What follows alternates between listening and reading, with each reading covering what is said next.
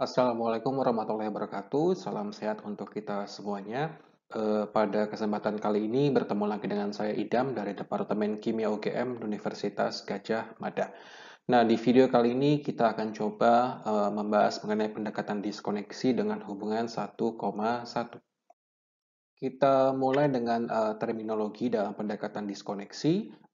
Di video kali ini kita akan membahas mengenai two-group disconnection. Apa itu? Ya, saya ingatkan kembali bahwa two-group disconnection adalah pendekatan diskoneksi yang mengacu kepada dua gugus fungsi. Sedangkan kalau one-group disconnection adalah pendekatan diskoneksi yang hanya mengacu pada satu gugus fungsi. Nah, pada two-group disconnection ada istilah 1,1 di X. 1,1 itu menggambarkan hubungan antara dua gugus fungsi tersebut. Ya, atau lebih tepatnya posisi dua gugus fungsi tersebut.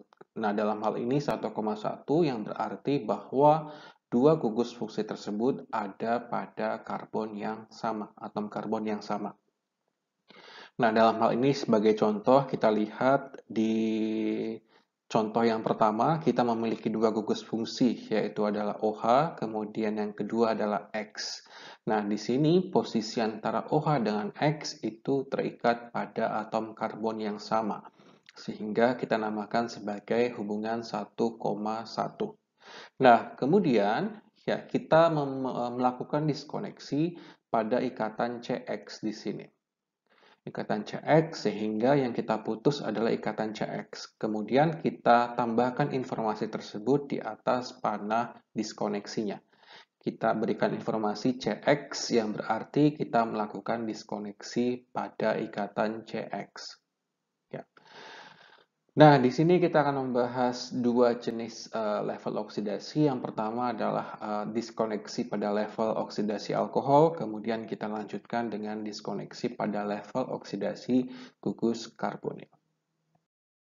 Oke, kita mulai dengan melakukan diskoneksi dengan hubungan 1,1 pada level oksidasi alkohol. Nah, saat melakukan diskoneksi, yang pertama kali kita lakukan adalah kita tentukan kita punya gugus fungsi apa dalam senyawa yang mau kita diskoneksi. Nah, kemudian kita lihat kira-kira hubungan apa yang dimiliki oleh gugus-gugus fungsi yang ada dalam senyawa kita. Ya, hubungannya seperti apa, posisinya antara satu gugus dengan gugus yang lain seperti apa. Nah, kemudian kita arahkan kepada diskoneksi yang kita ketahui. Ya, jadi kita arahkan kepada reaksi-reaksi kimia organik yang telah kita ketahui. Sehingga saya ulangi lagi, saya ingatkan kembali lagi, silahkan dibaca lagi, silahkan dipelajari lagi reaksi-reaksi yang telah kita pelajari di kimia organik. Nah, kita langsung ke contoh yang di sini. Nah, di sini saya punya senyawa seperti ini. Saya punya gugus fungsinya apa saja di sini. Saya punya OH, kemudian saya punya X. Nah, di sini saya punya dua gugus fungsi. Nah, sehingga di sini diskoneksinya saya mengacu kepada dua gugus fungsi ini. Sehingga kita namakan sebagai two-group disconnection. Nah, di sini ada yang namanya 1,1 di X. Di sini saya diskoneksinya pada ikatan CX di sini. Nah, sehingga nanti menghasilkan dua sinton. Ya, sinton yang pertama yaitu X, suatu heteroatom. Nah, di sini sintonnya bermuatan negatif karena itu adalah suatu heteroatom. Nah, selanjutnya sisanya adalah suatu sinton yang bermuatan positif adalah senyawa ini seperti OH, kemudian ada muatan positifnya. Nah, kalau kita cari reaksinya apa, reagennya apa, yang sinton yang ini reaksinya adalah suatu gugus karbonil. Ya, kalau misalnya R2-nya adalah H, berarti ini adalah aldehid, sedangkan kalau R2-nya di sini adalah atom C, maka reagennya adalah suatu senyawa keton. Nah, sebagai contoh di sini, ya, kita lihat di sini, saya punya gugus fungsi apa? Saya punya gugus fungsi OH, kemudian saya punya gugus fungsi fosfonat di sini. Nah, di sini kita lihat, ya, baik OH maupun fosfonat terikat pada atom karbon yang sama. Sehingga hubungannya antara dua gugus fungsi tersebut adalah 1,1 dx. Ya. Nah, kemudian kita diskoneksi pada ikatan C dengan P. Ya. Ini ikatan C dengan P sehingga menghasilkan dua fragmen. Yang pertama adalah fragmen yang bermuatan positif, kemudian yang kedua adalah fragmen yang bermuatan negatif yang mengandung heteroatom, dalam hal ini adalah atom fosfor. Nah, kalau kita lihat ini bisa kita peroleh dari suatu aldehid, sedangkan yang sinton yang bermuatan negatif bisa kita peroleh dari suatu ini namanya dietil fosfat. Ya. Nah, sedangkan untuk reaksinya kita tinggal mereaksikan aldehid dengan senyawa ini, senyawa fosfor ini dengan adanya katalis basa trietilamin, maaf, sehingga nanti hasilnya adalah suatu senyawa target molekul seperti ini. Nah, di sini kita punya senyawa turunan siklopropanol. Ya, yang pertama kali kita lakukan adalah kita amati senyawanya. Gugus fungsi apa yang ada dalam senyawa tersebut. Nah, di sini kita punya gugus fungsi alkohol, kemudian kita punya gugus fungsi sulfat di sini. Ya.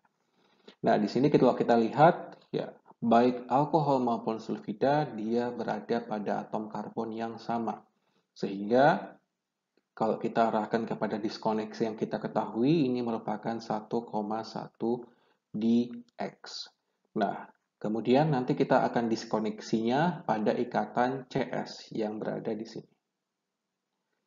Kita diskoneksi ikatan CS, ya, sehingga nanti kita memiliki dua sinton. Sinton yang pertama adalah berasal dari sini, cincin segitiganya. Kemudian fragmen yang kedua yang bermuatan negatif itu berasal dari S, atom heteroatomnya. Nah, kita mendapatkan dua sinton di sini. Nah, sekarang kita tinggal tentukan reaksi apa yang setara dengan sinton ini.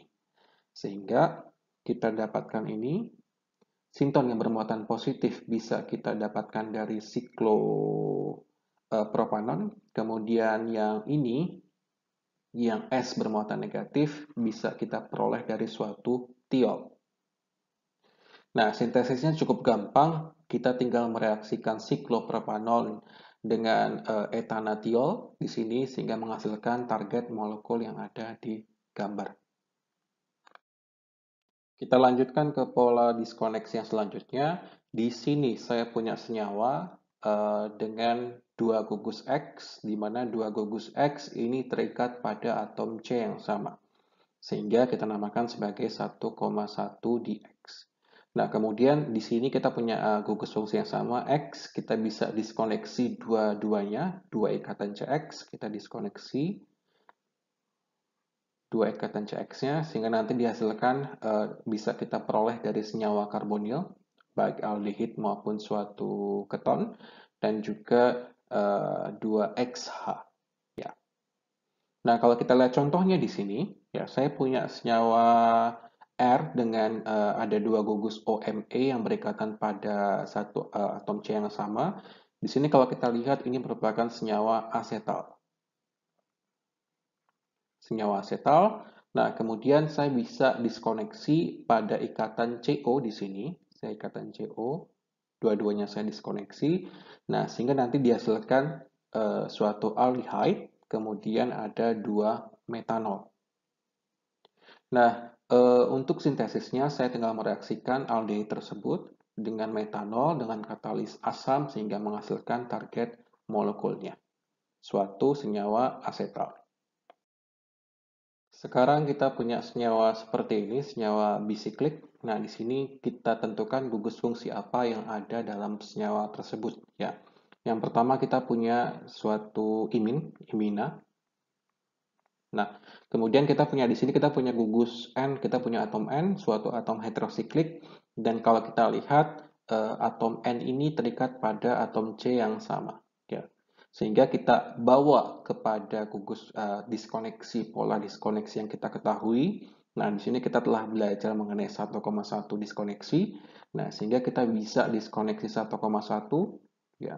Diskoneksi 1,1 dx. Di sini kita diskoneksi dua ikatan Cn, dua kali Cn, ya. Nah, sehingga kita mendapatkan dua fragmen di sini. Fragmen yang pertama yang di atas kita bisa peroleh dari sikloheksanon. Kemudian fragmen yang di bawah itu bisa kita peroleh dari suatu imin.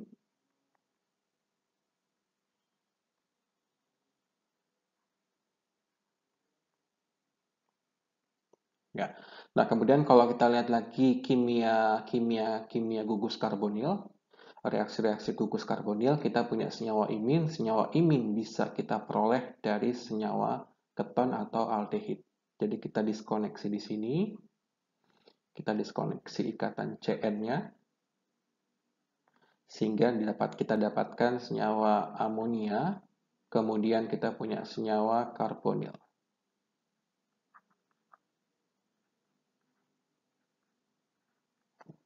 Nah, sekarang bagaimana sintesisnya? Sintesisnya cukup mudah. Jadi awalnya kita berawal dari senyawa dikarbonil di sini, kemudian kita reaksikan dengan amonia dengan katalis asam. Tujuannya adalah untuk menghasilkan imina. Nah, imina ini kemudian kita reaksikan dengan sikloheksanon sehingga nanti kita mendapatkan target molekulnya. Di bagian sebelumnya kita sudah membahas mengenai diskoneksi 1,1 di X, di mana kita memutuskan ikatan C dengan X. Nah, di sini X dalam hal ini merupakan senyawa heteroatom, dan pertanyaannya adalah apakah kita bisa mengubah senyawa heteroatom ini menggunakan senyawa dengan atom karbon, ya, karbon nukleofil dalam hal ini. Nah, jawabannya bisa. Jadi di sini kita memiliki pola diskoneksi yang mirip, tetapi kita mengubah X di sini yang heteroatom kita ubah menjadi R, ya, suatu senyawa karbon yang bermuatan negatif. Nah, dengan menggunakan pola yang sama, kita melakukan diskoneksi pada ikatan CC.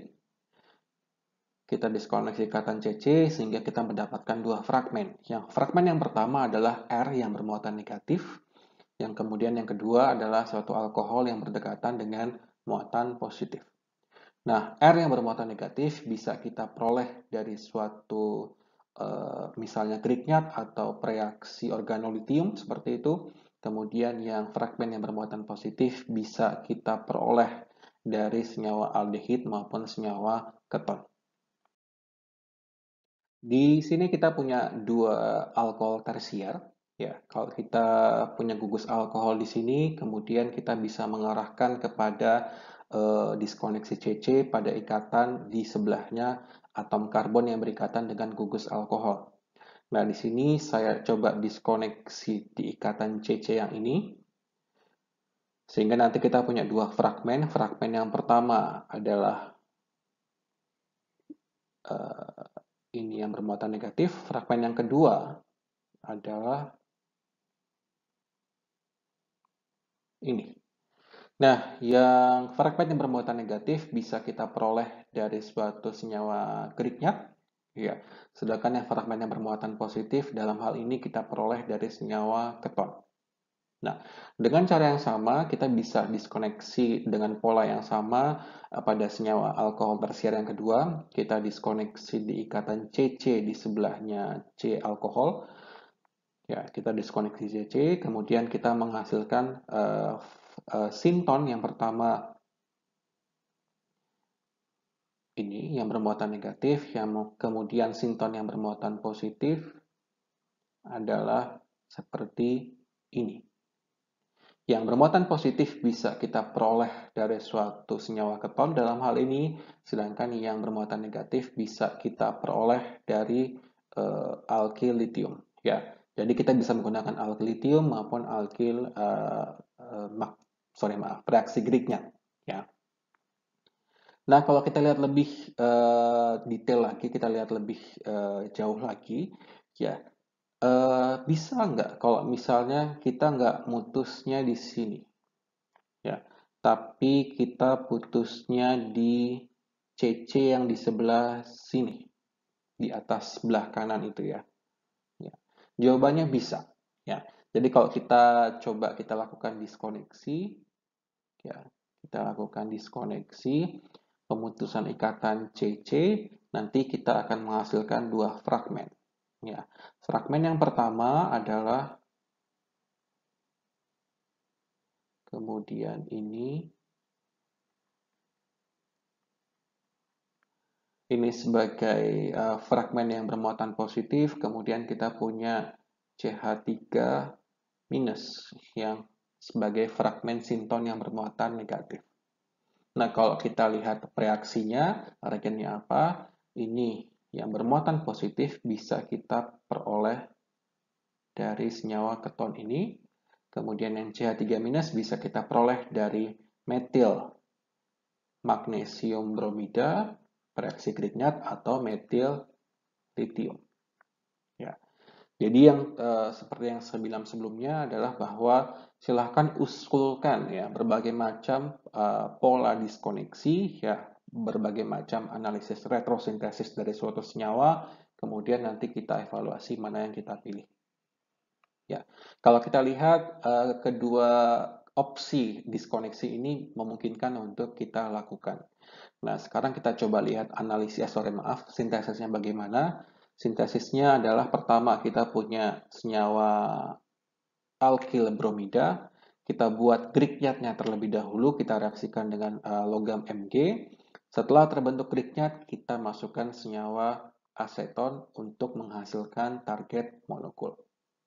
Nah, untuk senyawa yang kedua, ya kita berawal dari butil bromida, kita reaksikan dengan logam litium untuk menghasilkan butil litium. Nah, setelah terbentuk butil litium, kita reaksikan dengan aseton guna menghasilkan target molekul. Nah, bagaimana analisis retrosintesis dari senyawa turunan alkohol ini? Nah, yang pertama kali kita lakukan adalah kita identifikasi. Kita punya gugus fungsi apa dalam senyawa ini. Jadi kita punya gugus fungsi alkohol, kemudian kita punya di sini namanya adalah gugus fungsi ketal. Jadi ketal itu mirip dengan asetal. Kalau asetal itu bisa disintesis dari suatu aldehid, sedangkan kalau ketal kita sintesis, kita peroleh dari suatu senyawa keton.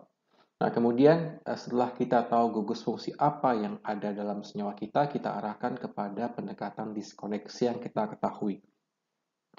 Di sini kita punya gugus fungsi alkohol sekunder. Kita bisa diskoneksi pada ikatan CC di sebelah ikatan COH.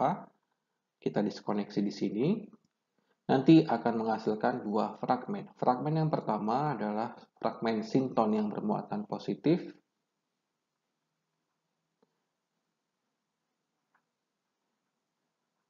Ini bisa kita peroleh dari senyawa benzaldehida, suatu aldehid. Kemudian sinton yang selanjutnya yang bermuatan negatif, ini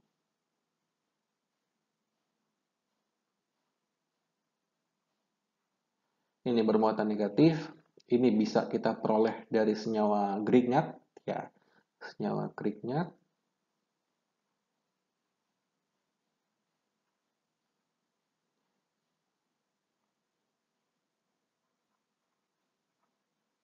PR.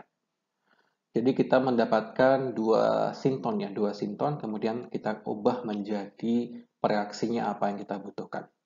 Nah, kalau saya tanya, ya, kalau ada yang bertanya, apakah kita bisa ya memutus ikatan CC yang ada di sebelah kiri di sini yang warna biru? Ya, mungkin saja bisa, tetapi nanti kita evaluasi apakah diskoneksi itu bisa memungkinkan apa tidak. Ya, jadi silakan kita evaluasi sendiri untuk latihan. Kita lanjutkan ke analisis retrosintesis kita. Nah, di sini kita punya Grignard. Ya, Grignard tentu saja bisa kita peroleh dari suatu alkil halida. Jadi,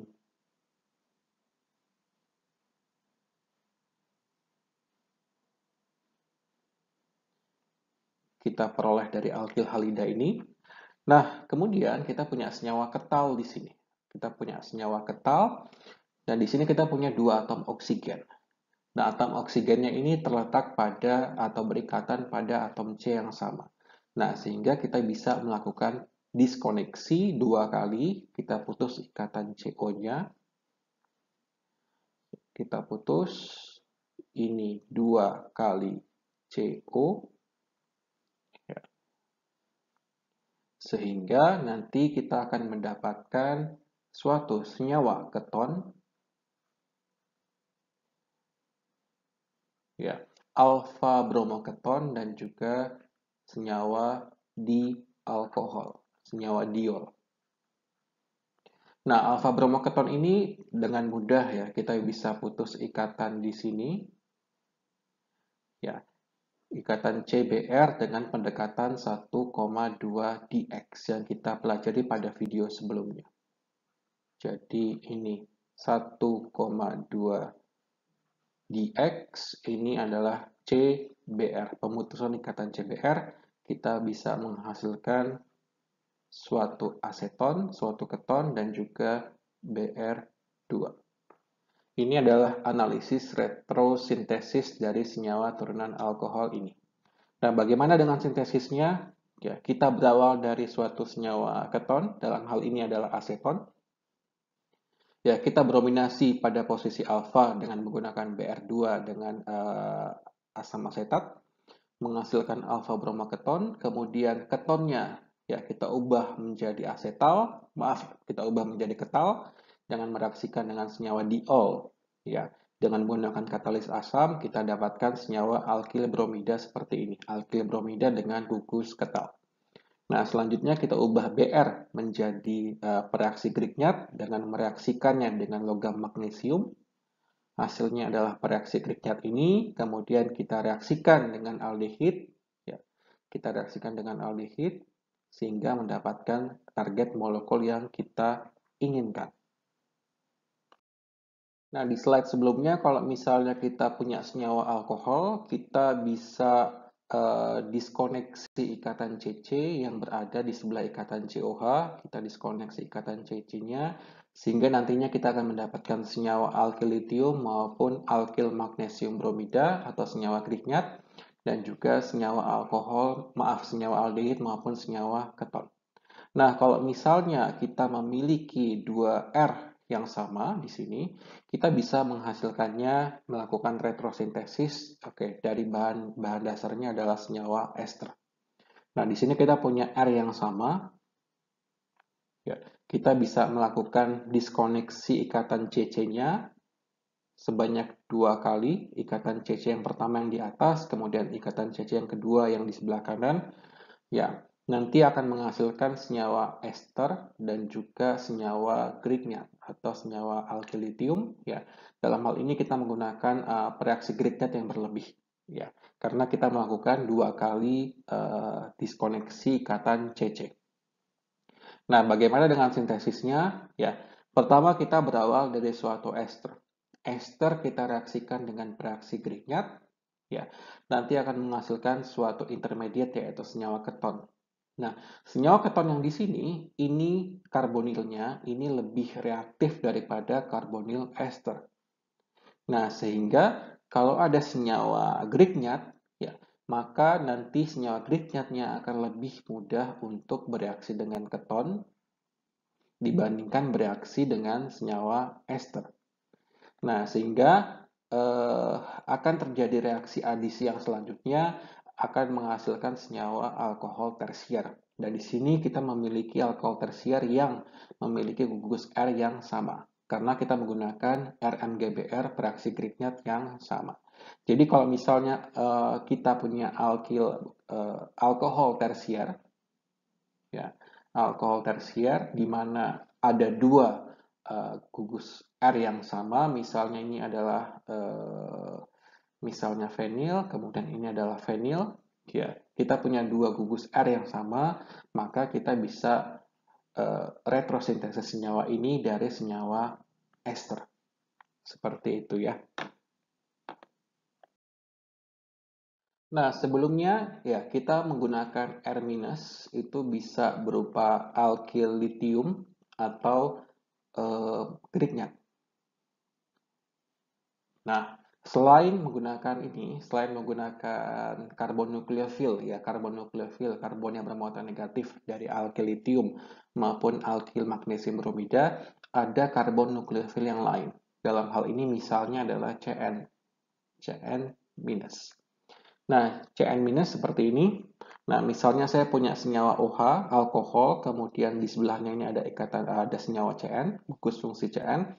Kita bisa diskoneksi ikatan CC-nya. Ya, kita diskoneksi ikatan CC-nya sehingga menghasilkan dua fragmen. Fragmen yang pertama adalah Cn- yang bermuatan negatif.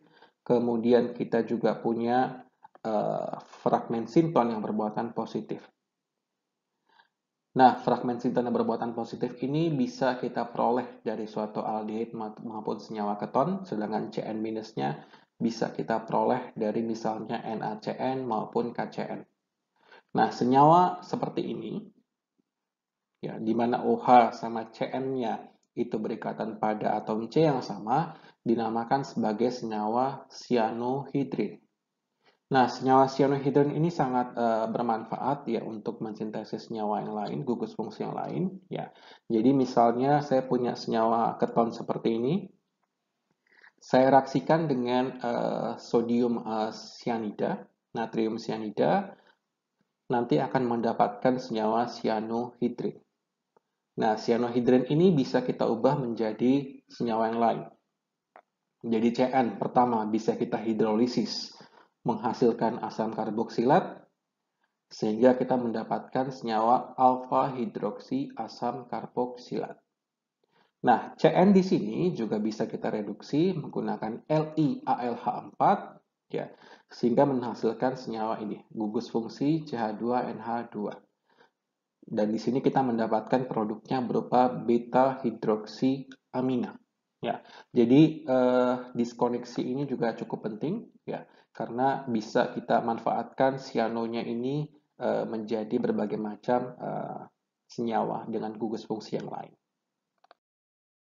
Selanjutnya kita akan membahas mengenai diskoneksi dengan hubungan 1,1 pada level gugus karbonil. Oke, kita awali terlebih dahulu dengan membahas mengenai two-group disconnection. Dalam hal ini kita memiliki dua gugus fungsi. Yang pertama adalah gugus fungsi karbonil dan juga kita punya X di sini. Sehingga diskoneksinya kita mengacu pada dua gugus fungsi ini. Dan di sini dua gugus fungsi tersebut terletak atau berikatan pada atom C yang sama. Sehingga kita namakan sebagai 1,1 dx. Nah, selanjutnya kita diskoneksi ikatan CX yang ada di sini. Ya, kita putus ikatan CX-nya, nanti akan mendapatkan sinton yang bermuatan positif, yang ada gugus karbonilnya, dan juga X heteroatom yang bermuatan negatif. Nah, kalau misalnya X aksen di sini merupakan OMe, adalah OMe, maka kita akan putus di ikatan CO-nya, kita putus ikatan CO-nya, nanti yang fragmen sinton yang bermuatan positif bisa kita peroleh dari halida asam, sedangkan X minus ini bisa kita peroleh dari senyawa metanol, suatu alkohol.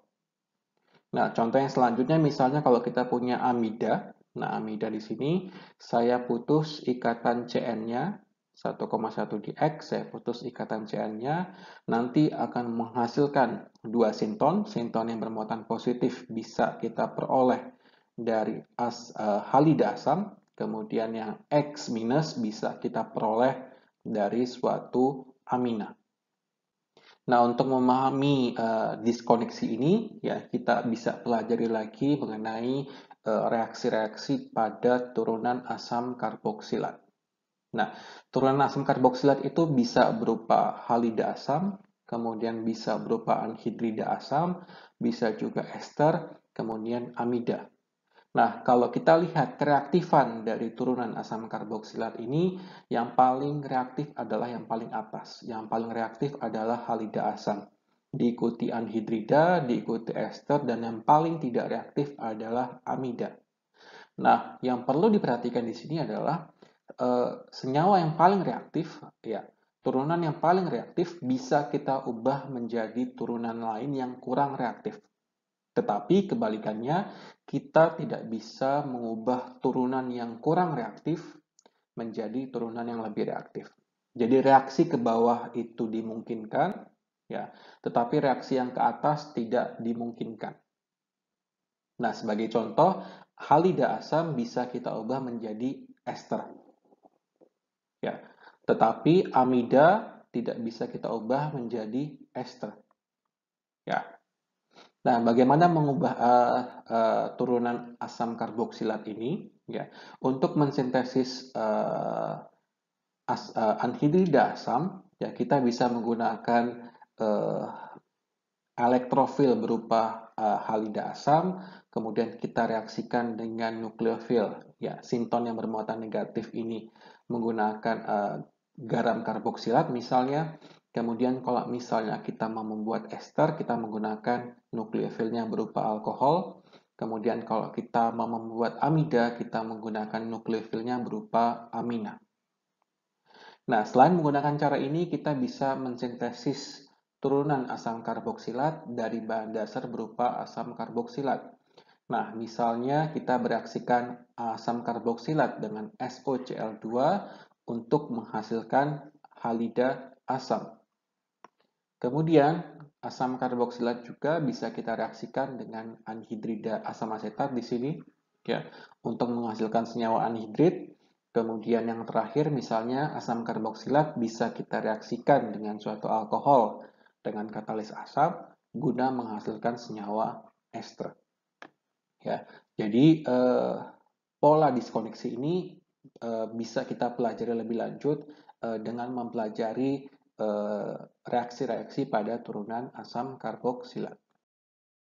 Sebagai contoh, saya punya senyawa turunan aromatik di sini.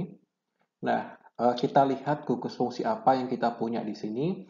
Yang pertama kita punya gugus fungsi amida, kemudian kita punya gugus fungsi aromatik, kita punya Cl, kita punya suatu ether. Nah, setelah kita tahu gugus fungsi apa yang ada di sini, kita arahkan kepada pola diskoneksi yang kita ketahui.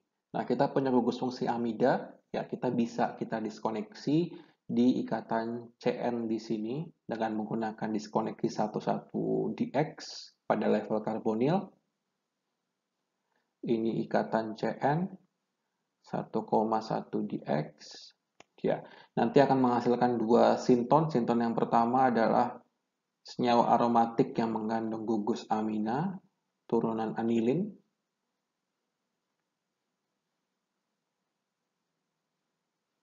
Ya. Nah, di sini kita bisa menggunakan misalnya halida asam. Kita juga bisa menggunakan anhidrida asam. Atau kita bisa menggunakan ester. Ya, kembali kepada kita lihat sifat kimia dari turunan asam karboksilat. Kita bisa menggunakan 3 jenis ini. Silakan dipilih salah satu. Nah, kemudian bagaimana dengan retrosintesis senyawa aromatik ini? Ya, kita retrosintesis misalnya urutannya bagaimana? Misalnya yang pertama saya FGI. Saya FGI gugus nitronya, maaf, gugus aminanya kita ubah menjadi nitro, reduksi melalui reaksi reduksi sehingga nanti akan menghasilkan senyawa nitrobenzina.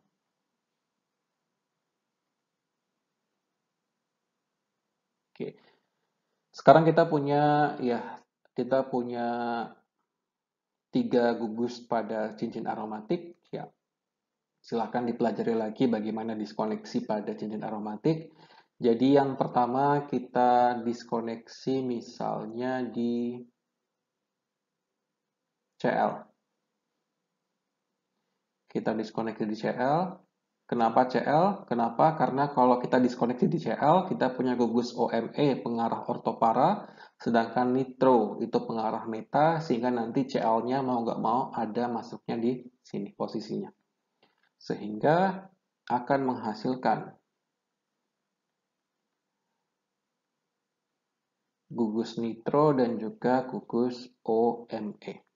Nah, selanjutnya kita bisa diskoneksi nitronya melalui reaksi nitrasi sehingga kita mendapatkan senyawa anisol. Ya. Nah, kalau misalnya kita mau diskoneksi lebih lanjut, kita bisa saja kita diskoneksi, kita punya senyawa ether di sini, gugus fungsi ether, kita diskoneksi di sini, ikatan OCO. nanti akan menghasilkan senyawa fenol. Nah, untuk sintesisnya, kita bisa berawal dari anisol, atau mau berawal dari fenol juga nggak masalah. Di sini kita menggunakan anisol sebagai bahan awalnya, kita nitrasi. Nitrasi OMe di sini mengarah ortopara, sehingga nitronya, gugus nitro akan masuk kepada posisi para maupun posisi orto. Kita ambil yang posisi paranya, kemudian kita klorinasi. Klorinasi menggunakan Cl2 katalis FeCl3. Nah, yang tadi saya bilang bahwa nitro pengarah meta, sedangkan OMe pengarah ortopara, sehingga nanti Cl-nya akan masuk ke posisi yang orto terhadap OMe. Nah, selanjutnya kita reduksi gugus NO2-nya, kita reduksi menggunakan hidrogenasi terkatalisis palladium karbon, akan menghasilkan senyawa turunan anilin di sini. Kemudian NH2-nya kita reaksikan dengan halida asam, ya. Bisa menggunakan halida asam, bisa menggunakan anhidrida asam, bisa menggunakan ester yang saya jelaskan sebelumnya. Tapi di sini kita menggunakan halida asam sehingga nanti kita akan menghasilkan senyawa target molekul di akhir reaksi. Nah, sekarang kita akan membahas mengenai one group disconnection. Kalau di two group disconnection, kita punya senyawa dengan gugus karbonil di sini. Kemudian kita juga punya gugus X yang terletak pada atom C yang sama. Kemudian kita diskoneksi ikatan CX-nya 1,1 di X sehingga menghasilkan sinton karbonil yang bermuatan positif dan juga X negatif ya dari suatu heteroatom. Nah, di sini kita akan mengubah X menjadi R, suatu atom karbon. Ya. Kalau kita lihat, kita mempunyai senyawa berupa keton atau aldehid. Jadi kalau keton, kalau R-nya itu sama dengan C, R1, kemudian kalau aldehid, ya R1-nya sama dengan H. Nah, kalau dengan menggunakan diskoneksi yang serupa dengan two group disconnection, kita bisa diskoneksi pada ikatan CC yang ada di sini. Nanti akan menghasilkan fragmen sinton yang bermuatan positif, CO karbonil bermuatan positif, dan juga R-, suatu karbon yang bermuatan negatif, karbon nukleofil. Nah, sekarang kita coba evaluasi kira-kira starting material apa yang bisa kita gunakan dalam sintesis suatu keton. Ya. Jadi kita diskoneksi, ini kita punya senyawa keton, kemudian kita diskoneksi ikatan CC-nya, akan menghasilkan sinton R2 negatif dan juga karbonil yang bermuatan positif. Nah, pertama kita evaluasi dulu mengenai dari ester ya. Kalau misalnya sinton ini merupakan senyawa ester. Nah, kalau kita punya senyawa ester, ya kita reaksikan dengan R2 negatif. Dalam hal ini bisa berupa grignard, bisa berupa alkylitium. Kita reaksikan, nanti akan menghasilkan suatu keton, ya suatu keton, senyawa keton. Akan tetapi kalau kita lihat lagi sifat dari gugus karbonil, karbonil keton itu lebih reaktif daripada karbonil ester. Sehingga akan terjadi reaksi selanjutnya. Jadi keton ini akan bereaksi lebih lanjut dengan reaksi Grignard atau reaksi alkylitium akan menghasilkan senyawa turunan alkohol tersier ya yang telah kita bahas di slide yang sebelumnya ya. Jadi diingat lagi. Nah, sehingga sintesis suatu senyawa keton ya dari suatu ester dengan melakukan reaksi adisi senyawa grignard maupun alkylitium tidak disarankan. Nah, kita lanjutkan kepada opsi yang selanjutnya. Nah, opsi yang selanjutnya kita menggunakan gugus karbonil berupa halida asam. Kenapa halida asam? Karena kalau kita lihat reaktivitas dari halida asam memiliki reaktivitas yang lebih tinggi daripada senyawa keton. Sehingga kalau kita melakukan reaksi adisi menggunakan reaksi Grignard, maka diharapkan akan berhenti hanya sampai di senyawa keton, tidak berlanjut kepada senyawa alkohol tersier. Nah, akan tetapi kalau kita lihat halida asam ini sangat reaktif dan juga magnesium ini senyawa grignard itu juga sangat reaktif. Ya, jadi kalau kita reaksikan cukup berbahaya karena kita mereaksikan dua senyawa yang sangat reaktif. Nah, sehingga alternatif yang bisa kita gunakan adalah kita turunkan reaktivitas dari karbon nukleofil. Nah, bagaimana caranya? Kita menggunakan karbon nukleofil yang lebih lemah ya daripada reaksi Grignard, daripada reaksi litium. Nah, dalam hal ini kita menggunakan alkyl copper lithium yang lebih lunak nukleofilisitasnya dibandingkan dengan Grignard maupun lithium. Ya, jadi ketika kita mereaksikan halida asam dengan nukleofil dari alkyl copper lithium, nanti akan menghasilkan senyawa keton. Dan ingat, ini tidak akan berlangsung, tidak akan berlanjut kepada senyawa alkohol tersier. Kenapa? Karena halida asam ini lebih reaktif daripada senyawa keton. Nah, sekarang bagaimana kita mensintesis senyawa preagen alkyl copper lithium? Ya, jadi awalnya kita punya CuI, ya, bilangan oksidasinya adalah 1, kita reaksikan dengan alkyl lithium, ya, kemudian nanti akan menghasilkan alkyl copper lithium. Nah, sebagai contohnya di sini, ya saya punya halida asam.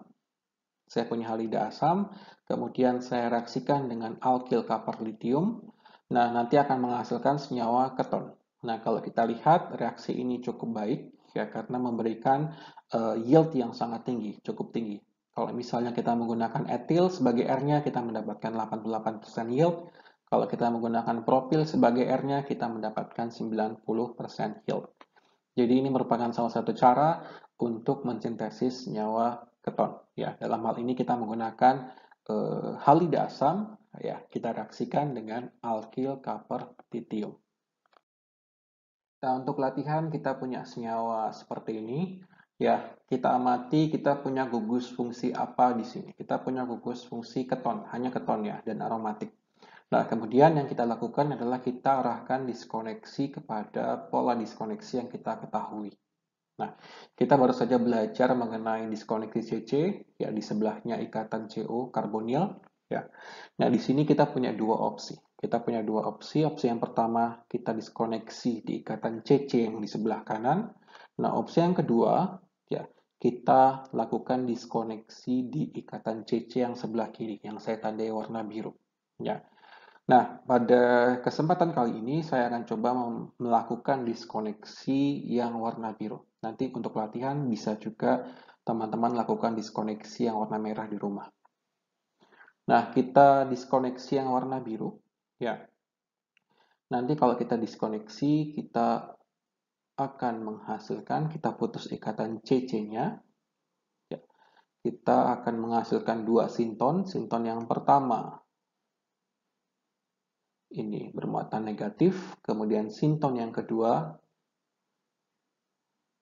merupakan karbonil yang bermuatan positif. Ya, kita baru saja mempelajari bahwa kalau sinton yang positif ini bisa kita peroleh dari halida asam. Ya, sedangkan yang negatif ini bisa kita peroleh dari alkyl copper lithium. Ya. Dalam hal ini adalah posisinya benzil. Saya singkat saja, ini adalah benzil. Jadi bisa kita peroleh dari alkyl dibenzil copper lithium. Ya. Nah, kemudian bagaimana sintesisnya? Ya. Jadi kalau benzil copper lithium sendiri ini bisa kita peroleh ya dari benzil lithium ya. Benzil lithium dengan copper yodida. Nah, benzil lithium sendiri bisa kita peroleh ya dari benzil bromida dan juga logam litium. Nah, sehingga sintesisnya kita berasal dari benzil bromida, kita berawal dari benzil bromida, kita reaksikan dengan logam litium, tujuannya untuk menghasilkan benzil litium, kemudian benzil litium kita reaksikan dengan copper iodide, copper iodida, untuk menghasilkan dibenzyl copper lithium yang merupakan nukleofil ya, nukleofil dari benzil. Kemudian benzil kita reaksikan dengan halida asam dan akhirnya kita akan mendapatkan target molekul yang seperti ini ya. Jadi silahkan nanti dicoba lakukan retrosintesis yang sama dengan pola yang sama, tetapi kita melakukan diskoneksi pada ikatan CC yang di sebelah kanan. Oke, sebagai latihannya itu di rumah. Selain menggunakan halida asam sebagai starting material, kita juga bisa menggunakan senyawa nitril atau CN ya untuk mensintesis senyawa keton. Nah, caranya hampir sama. Jadi kita reaksikan ya, suatu senyawa nitril dengan suatu karbon nukleofil. Dalam hal ini adalah karbon nukleofilnya adalah grignard, magnesium bromida, ataupun alkil lithium. Nah, ketika senyawa nitril kita reaksikan adisi nukleofilik dengan senyawa grignard maupun alkil lithium akan menghasilkan senyawa intermediate seperti ini, seperti senyawa imina. Nah, di sini senyawa intermediate ini cukup stabil dan tidak akan bereaksi lebih lanjut ya, sehingga reaksi adisinya hanya berhenti sampai di intermediate ini. Nah, kemudian hidrolisis intermediate tersebut ya nanti akhirnya akan menghasilkan senyawa keton. Nah, sebagai contohnya saya punya senyawa alkyl halida di sini, kemudian saya ubah menjadi senyawa grignard. Dengan cara saya reaksikan alkyl halida tersebut dengan logam magnesium. Nah, setelah senyawa grignard terbentuk, kemudian saya reaksikan dengan senyawa nitril. Di sini saya punya CN. Nah, kemudian senyawa grignardnya akan mengadisi senyawa CN sehingga dihasilkan senyawa turunan keton yang ada di layar. Nah, untuk latihan, saya punya senyawa seperti ini. Yang pertama kali kita lakukan adalah kita identifikasi kita punya gugus fungsi apa yang ada dalam senyawa tersebut. Yang pertama adalah senyawa ini memiliki gugus fungsi keton dan juga ada gugus fungsi ether. Nah, selanjutnya kita arahkan retrosintesisnya kepada pola diskoneksi yang kita ketahui. Ya. Nah, sebelumnya kita mempelajari bahwa senyawa keton bisa kita peroleh dari suatu senyawa nitril atau C triple bond N. Ya. Jadi bayangkan bahwa di sini kita punya Cn. Nah, kemudian Cn dengan O yang ada di bawah ini berikatan pada atom C yang sama, yang saya tandai warna biru. Nah, kalau kita lihat ya kalau atom Cn berikatan dengan O pada atom yang sama dengan O, maka itu merupakan senyawa cyanohydrin. Nah, berarti strategi retrosintesisnya adalah kita arahkan yang pertama, kita arahkan sintesis keton ya. Sintesis keton dari nitril dengan menggunakan bahan dasar nitril. Kemudian yang kedua kita arahkan kepada sintesis cyanohydrin.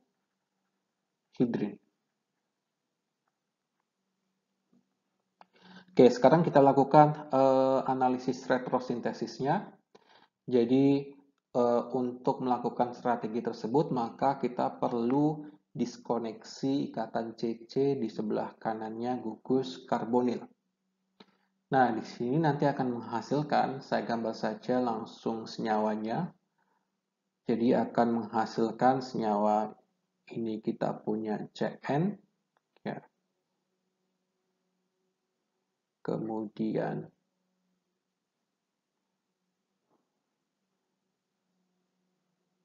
kita punya grignard di sisi yang lain. Nah, tentu saja grignard ini bisa kita peroleh dari reaksi antara alkyl halida dan logam magnesium. Sehingga kalau kita lakukan retrosintesisnya, kita akan menghasilkan C triple bond N, ini O,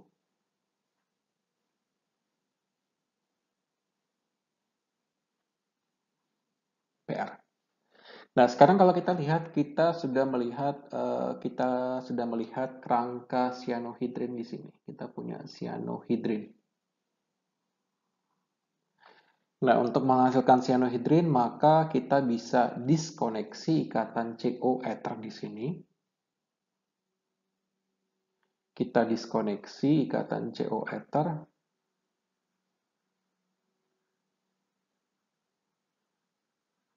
Ya. Sehingga nanti akan menghasilkan senyawa cyanohidrin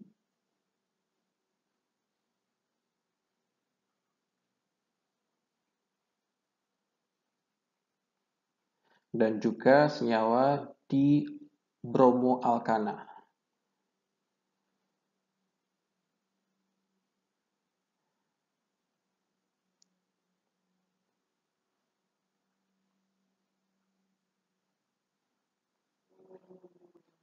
Nah, senyawa cyanohidrin sendiri bisa kita peroleh, ya. Kita lakukan diskoneksi CC.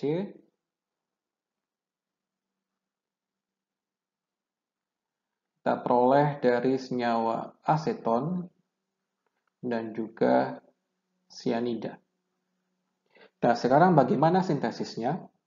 Jadi, kita berawal dari senyawa aseton, kita reaksikan dengan potasium cyanida, ini merupakan suatu racun ya. Kemudian tahap selanjutnya kita reaksikan dengan HCl, nanti hasilnya adalah cyanohidrin. Nah, cyanohidrin kita punya OH di sini, ya kita reaksikan dengan natrium hidrida, ini merupakan suatu basa kuat. Nanti basa kuatnya akan mendeprotonasi atom H yang ada di sini, sehingga nanti akan menghasilkan suatu alkoksida, O-. Nanti O- akan bereaksi dengan Br ini, sehingga nanti akan menghasilkan senyawa ini, senyawa seperti ini, senyawa bromida. Nah, kemudian bromida ini kita reaksikan dengan magnesium guna menghasilkan senyawa grignard. Nah, nanti senyawa grignard yang terbentuk akan bereaksi dengan Cn sehingga menghasilkan senyawa molekul yang kita inginkan. Cara lain untuk mensintesis senyawa keton adalah menggunakan bahan dasar berupa Weintraub amide. Ya. Apa itu Weintraub amide? Amide yang seperti apa? Jadi amida, di sini kita punya amida, di mana N-nya nanti berikatan dengan OMe dan juga suatu alkyl di sini. Itu namanya adalah Weintraub amide. Nah, bagaimana si Weintraub amide kita bisa gunakan untuk sintesis senyawa keton? Jadi kita bisa mereaksikan Weintraub amide dengan suatu alkyl litium maupun grignard. Ya. Nah, ketika kita reaksikan dengan suatu alkyl litium, misalnya di sini, maka nanti karbon nukleofilnya akan mengadisi kepada gugus karbonil amida. Nah, sehingga terbentuk intermediate seperti ini. Nah, terbentuk intermediate seperti ini di mana nanti akan terjadi koordinasi antara atom oksigen di sini sama atom oksigen dari OMe dengan logam litium. Dan ini cukup stabil, ya cukup stabil. Nah, kemudian intermediate ini bisa kita hidrolisis dengan menggunakan suasana asam sehingga nanti hasil hidrolisisnya berupa senyawa keton. Ya. Dan ini tidak akan berlanjut kepada reaksi adisi yang selanjutnya. Nah, pertanyaan selanjutnya adalah bagaimana kita mensintesis senyawa Weintraub amide. Jadi kita bisa menggunakan bahan dasar berupa halida asam maupun ester. Nah, kalau kita menggunakan halida asam, kita mereaksikannya dengan suatu garam metoksilamin, ya. Kita reaksikan dengan garam metoksilamin. Kemudian kalau misalnya kita menggunakan bahan dasar berupa ester, kita menggunakan metoksilamin yang berikatan dengan MgCl. Nah, setelah kita memperoleh Weintraub amide, bisa kita reaksikan dengan baik reaksi Grignard maupun menggunakan alkyl litium guna menghasilkan senyawa keton. Di sini kita punya senyawa 2-metoxiacetophenon. Kalau kita lihat sekilas, senyawa ini bisa kita sintesis melalui reaksi asilasi Friedel-Crafts ya, untuk memasukkan senyawa gugus asil ya ke dalam cincin aromatik. Nah, tapi yang seperti saya bilang sebelumnya di video sebelumnya bahwa banyak jalan menuju Roma. Jadi kita bisa usulkan berbagai macam analisis retrosintesis untuk melakukan analisis terhadap suatu senyawa. Nah, di sini kita akan coba arahkan kepada sintesis suatu keton ya, dengan menggunakan bahan dasar berupa Weintraub amide. Dan di sini, ya, misalnya saya diskoneksi di ikatan CC, ya, ikatan CC di sebelah kanan gugus karbonil. Kita diskoneksi CC-nya, sehingga nanti akan menghasilkan suatu Weintraub amide.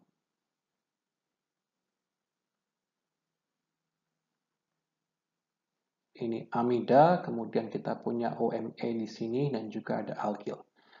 Dan pasangannya adalah metil ditium misalnya.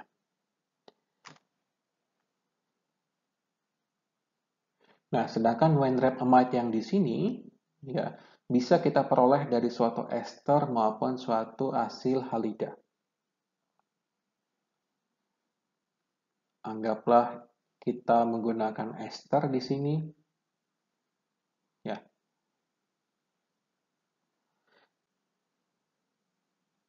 Nah, kemudian ester ini bisa kita peroleh dari metil salisilat. Suatu senyawa yang bisa kita peroleh dari bahan alam yaitu adalah minyak gandapura yang biasanya kita gunakan untuk minyak urut. Maaf, ini adalah OH. Nah, bagaimana dengan sintesisnya? Kita berawal dari metil salisilat yang bisa kita peroleh dari minyak gandapura. Nah, pertama kita alkilasi gugus fenol yang ada di sini. Kita alkilasi dengan metil iodida pada suasana basah. Tujuannya adalah untuk menghasilkan senyawa ester ini. Nah, kemudian senyawa esternya kita ubah menjadi Weintraub amide. Ya, kita ubah dengan mereaksikannya dengan metoksilamain ini, sehingga kita hasilkan Weintraub amide.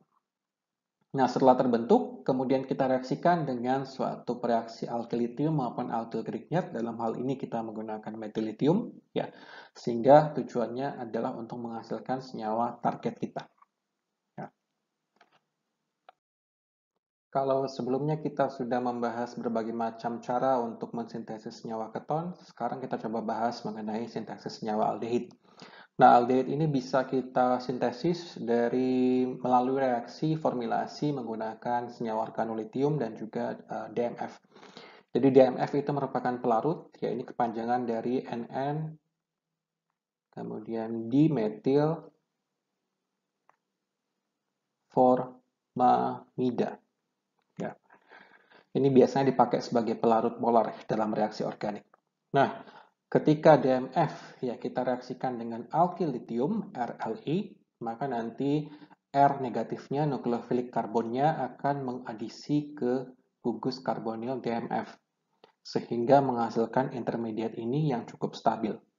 Nah, kemudian ketika kita melakukan hidrolisis terhadap intermediat ini, maka nanti O ini akan mengambil H+ dari asam, kemudian nanti akan memicu terjadi pelepasan ya gugus NMe2 ini. Ya, sehingga nanti akhirnya kita mendapatkan senyawa aldehid. Ini merupakan prinsip sintesis senyawa aldehid menggunakan DMF dan juga organolitium. Nah, contoh yang lain misalnya saya punya senyawa ini, saya punya naftalen, iodonaftalen, kemudian iodonaftalen saya ubah menjadi alkyl litium, saya reaksikan dengan butyl litium misalnya. Nah, setelah terbentuk senyawa litium, ya senyawa alkyl litium, kemudian kita bisa reaksikan dengan DMF, nah sehingga kita mendapatkan senyawa aldehid di sini. Nah, kalau kita masih ingat, kita bisa menggunakan cara yang lain untuk menghasilkan aldehid, misalnya menggunakan reaksi Reimer-Tiemann ataupun reaksi Vilsmeier-Haack. Ya, jadi ini merupakan salah satu alternatif untuk mensintesis suatu senyawa aldehid. Nah, cara yang lain misalnya saya punya senyawa heterosiklik nitrogen sama sulfur. Di sini saya punya atom H yang sifatnya cukup asam. Nah, ini atom H-nya nanti akan saya ambil dengan butyl litium sehingga menghasilkan senyawa alkylitium. Kemudian alkylitiumnya bisa kita reaksikan ya dengan DMF ya, sehingga nanti kita mendapatkan senyawa turunan aldehid.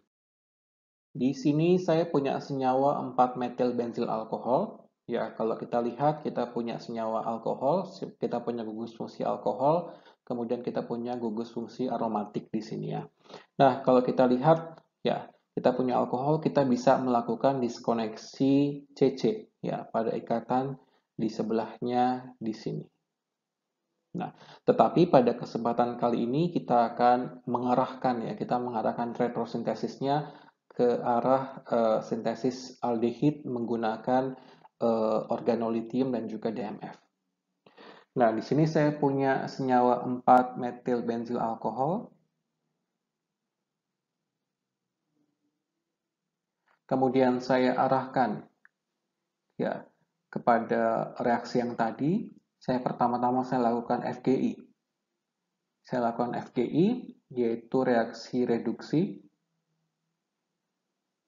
sehingga saya mendapatkan 4-metil benzaldehyde, 4-metil benzaldehida.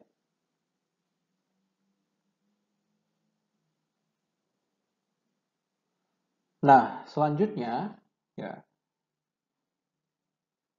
kita bisa diskoneksi ikatan CC ini ya. Sehingga ya nanti kita akan menghasilkan senyawa alkylitium, senyawa organolitium, dalam hal ini adalah fenillitium. Ya, dan juga kita akan mendapatkan DMF ya.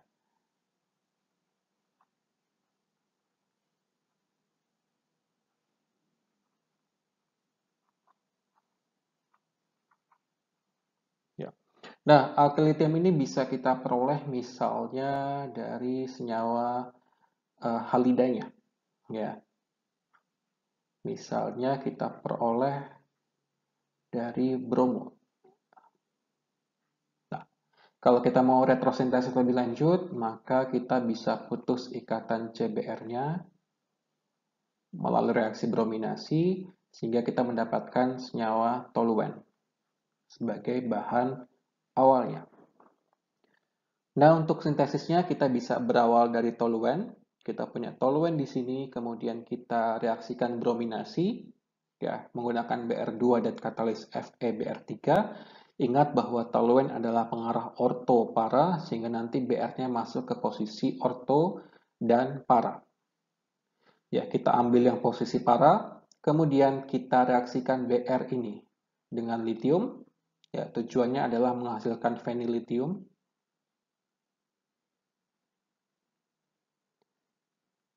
Ya.